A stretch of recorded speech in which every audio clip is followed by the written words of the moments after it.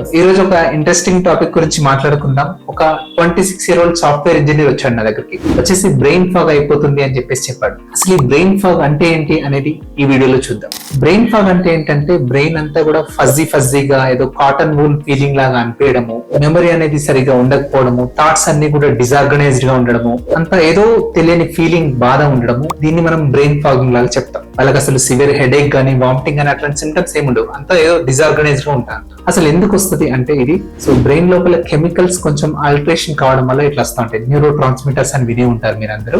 ఇట్లా కాకుండా ఉండాలంటే ఏం చేయాలి? Regular sleep important, at least 6 to 8 hours, and proper nutrition.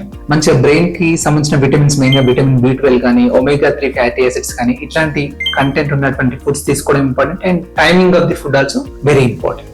And exercise at least 30 minutes a day and 150 minutes per week అనే physical activity అనేది కూడా చాలా important. And decrease your stress. చాలా స్ట్రెస్ తీసుకోవడం వల్ల కూడా ఇట్లా బ్రెయిన్ ఫాగింగ్ అయిపోతా ఉంటది ఈజీగా.